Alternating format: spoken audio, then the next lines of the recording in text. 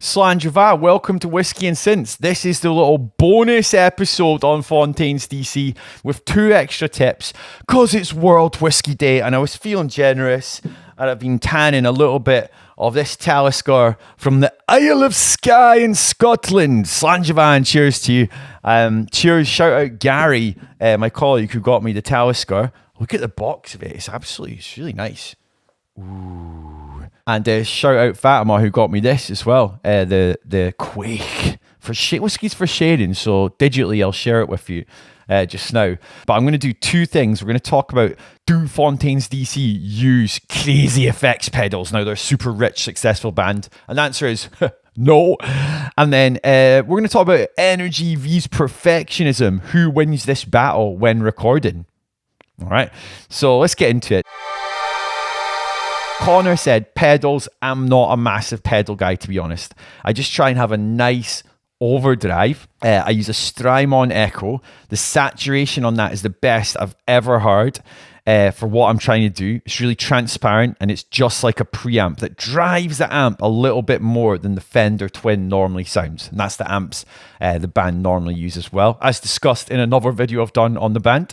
And Carlos said, it seems like it's complicated, but I actually see it as straightforward. I have a couple of levels of drive, a couple of different levels of modulation, tremolo, flanger, that kind of thing. And that's about it. And they have talked about just using sort of basic pedals or decent pedals, but they're not got millions and millions of controls and a screen on them and stuff, and just pushing that to the limits. Because quite often people don't push their equipment that hard and explore that much with it. So really learn what you've got and play around with it to get cool effects out of it. So, energy vs perfectionism, who wins? Well, when it comes to Fontaines DC, as amazing as their album sounds, almost like the perfect album, I'm talking about romance here, it's unreal, but they actually more go for the energy. And we talked about this before. Capturing a moment with a camera is about clicking the shutter at the right time, in the right moment, where everything in real life and on the camera syncs up perfectly. And recording's a little bit like that. You've got to have the great performance and capture a feeling or emotion.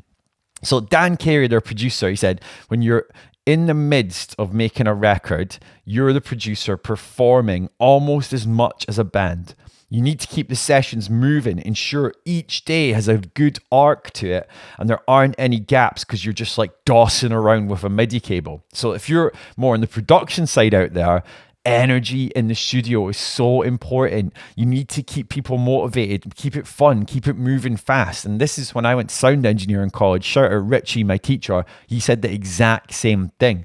And he actually said, there was a moment where he was like in a session and his engineer is like, that's not working quite right. And they made the call to leave it in because the take was going that good. Absolutely really important to make those calls. Are you going to go for something that might be slightly broken and ruin like the perfect take, or will you keep it in and capture an amazing take? So that's why I think if you're more on the production side of things and recording engineer side of things, you need to have this like technical knowledge, but it's like almost emotional understanding of people and energy in a room as well. And Dan actually said energy is prioritized over overcooking and faff. Tracks are recorded in a day, mixed the day after, then sent out to the wider world quickly as possible. And that's especially when it comes to releases on his label, Speedy Wonderground. And he also said, if I was in the band as the guitarist, and the producer and drummer spent 5 hours fiddling with something just to see what happened, that's a buzzkill for the rest of the band. So yeah, I totally get it. Energy vs perfectionism, who wins?